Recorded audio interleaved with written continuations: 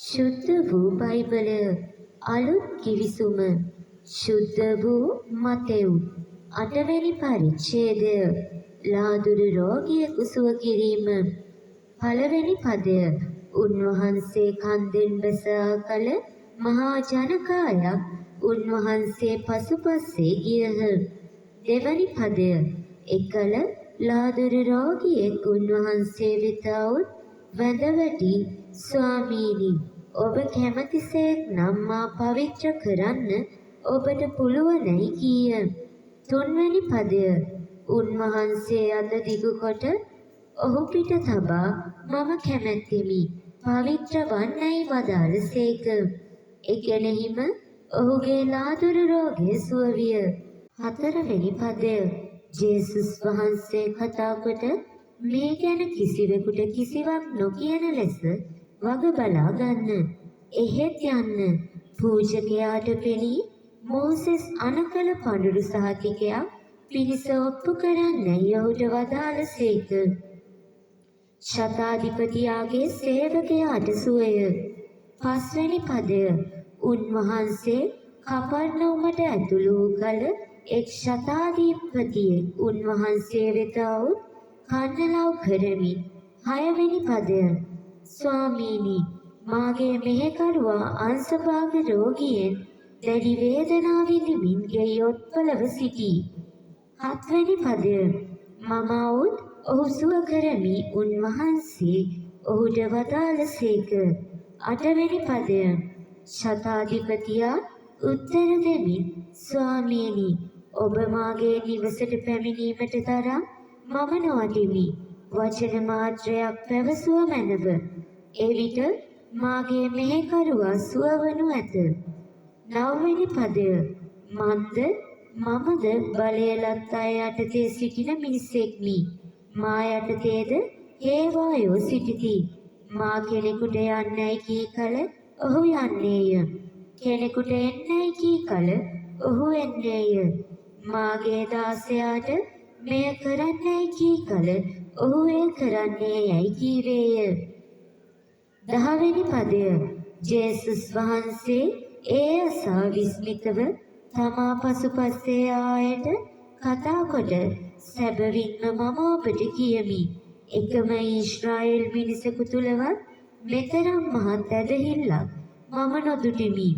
11වෙනි පදය තවද ඔබට කියමි පෙර අපර දෙදිගෙන් බොහෝ දෙනෙක් આવුත් ආබ්‍රහම්ද ඊසාක්ද ජාකෝබ්ද සමග ස්වර්ග රාජ්‍යයෙහි අසුන් ගන්නෝය. 12වෙනි පදය එහෙත් රාජ්‍යයට හිමිකම් නැත්තෝ පිටත අන්ධකාරයෙහි හෙළනු ලබන්නෝය. එහි හැඬීමද දත් මිටි කෑමද වන්නේ යයි වදාළසේක. 13වෙනි පදය ජේසුස් වහන්සේ ශතාධිපතියාට කතා කොට යන්න ඔබ අදහාගත් ලෙසම ඔබට වේවායි වදාළසේක. ඒ මොහොතේදීම මෙහෙකරුවා සුවපත් විය. බොහෝ දෙනෙකුට සුව කිරීම. 14වෙනි පදය ජේසුස් වහන්සේ පේතුරුගේ ගෙට ඇතුළු කල ඔහුගේ බිරිඳගේ මව උණ රෝගයෙන් නොත්පලව සිටිනු දැක 15වෙනි පදය ඇගේ අත ඇල්ලූ සේක. එවිට උණ බැස ගියේය. ඈ නැගිට උන්වහන්සේට උපස්ථාන කළාය. 16වෙනි පදය සවස් වූ කල දුෂ්ටාත්මා වේශ වූ බොහෝ දෙනෙක් උන්වහන්සේ වෙත ගෙනෙන ලද්දෝය. උන්වහන්සේ වචන මාත්‍රයකින් අශුද්ධාත්මයන් දුරු කළසේක. රෝගාතුර වූ සියල්ලන් සුවපත් කළසේක. 17වෙනි පදය මෙසේ වූයේ උන්වහන්සේම අපේ දුබලකම් දරාගත්සේක. අපේ රෝදු බර උසුලාගත්සේකැයි යෙසායා දිවසිවරයා විසින් කියන ලද කීම ඉටුවන පිණිසය. අනුගාමිකයන් වීමට බාධා. 18වෙනි පදය ජේසුස් වහන්සේ මහා ජනකායක් තමන් පිරිවරා සිටිනු දැක මුහුදෙන් නැගුණ යන්න අනතොත්සේක. 19 වෙනි පදය එවිට විනයතරේ පැමිණ ගුරු දේවේනි ඔබ යන කොතැනකට වුවද ඔබ කැටුව එන්නෙමි උන්වහන්සේට කීය. 20 වෙනි පදය. ජේසුස් වහන්සේ පිළිතුරු දෙමින් හිවලුන්ට බෙනාහසේද කුරුල්ලන්ට කැදලිද ඇත. එහෙත් මනුෂ්‍ය පුත්‍රයාණන්ට හිස තැබීමට තැනක් නැතැයි ඔහුට වදාළසේක. 21 වෙනි පදය. ශ්‍රාවකයින්ගේ තවත් කෙනෙක් කතා කරමින් ස්වාමීනි පළමු කොට ගොස් මාගේ පියා භූමි දානය කරන්න මට අවසර දුන මැනවයි කීය. 22 වෙනි පදය. ජේසුස් වහන්සේ පිළිතුරු දෙමින් මා අනුව එන්න මලවුන්ගේ භූමි දානය මලවුන්ම කළා වේයයි ඔහුට වදාළසේක. මාරුත දමනය. 23 වෙනි පදය. උන්වහන්සේ ඔරුවකට නැගුණු කල ශ්‍රාවකයෝ උන්වහන්සේ සමග ගියහ. 24 වෙනි පදය. එවිට ඔරුව රැළ පතරින් වසී යන තරම් මහා චණ්ඩ මාරුතයක් මුහුදේ හැමිය. උන්වහන්සේ ඔරුවේ සැතපී හොන්සේක. 25 වෙනි පදය. එවිට ඔහු උන්වහන්සේ අවදි කරවා ස්වාමීනි අප ගැලවුව මැනව අප විනාශ වන්න ළඟ යයි කීහ. 26 වෙනි පදය.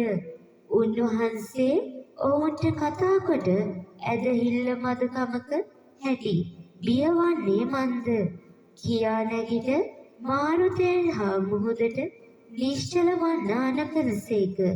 එවිට මහත් නිසංසලයක් විය. 27 වෙනි පදය. ඒ මනුෂ්‍යෝ විස්මිතව මෙතුමා කෙබඳු කෙනෙක්ද සුළඟ හා මුහුද පවා මෙතුමාට කීකරු වෙතැයි කීහ. දුෂ්ටාත්මා වේශ වූවන්ට සුවය. 28 වෙනි පදය. උන්වහන්සේ ගොඩව ගදරීන රටට පැමිණි කල දුෂ්ටාත්මා වේශ වූ දෙදෙනෙක් සොහොන් ගෙවල් වලින් නික්මවී උන්වහන්සේට මුණ ගැසුණාහ. ඔවුන් නිතා දරුණු වූයෙන් ඒ පාරෙන් කිසිවෙකුට යන්න නොහැකි විය. 29 වෙනි පදය. ඔව්හු මොරගසමින් දෙවියන් වහන්සේගේ පුත්‍රය ඔබ හා අප අතර මොන ගනුදෙනුවක්ද නියමිත මොහොතට පළමුවෙන් අපට වද දෙන පිණිස මේ ආසයක් දැයි කීහ. 30 වෙනි පදය. ඈතින් මහා ඌරු රැළක් ගොදුරු කමින් සිටියහ. 31 වෙනි පදය. දුෂ්ටාත්මා කතා කරමින් ඔබ අප දුරු කරන සේක් නම් ඌරු රැළට වැහෙන්න අප හැරිය මැනවයි උන්වහන්සේගෙන් අයද සිටියහ. 32 වෙනි පදය. ඵලයව් කියා උන්වහන්සේ ඔවුන්ට අනකල සේක. එවිට දුෂ්ටාත්ම පිට වී ගොස් ඌරන්ට වැහුණෝය. ඒ මුළු රැළ ප්‍රපාතයෙන් පහළ මුහුදට වේගයෙන් දිව ගොස් ජලයේ ගිලී මළෝය. 33 වෙනි පදය. ඌරු ගොව්වෝ පලා ගොස් නුවරට පැමිණ ඒ සියල්ලද දුෂ්ටාත්මා වේශ වූවන්ට සිදු වූ දේද පැවසූහ. 34 වෙනි පදය. එකල ඒ මුළු නුවර වැසියෝ ජේසුස් වහන්සේ හමුවීමට අවුල් උන්වහන්සේ දැක තමන්ගේ පලාතෙන් පිට වී යන ලෙස උන්වහන්සේගෙන් බැගෑපත්ව ඉල්ලා සිටියහ. 8 වෙනි පරිච්ඡේදය සමාප්තයි.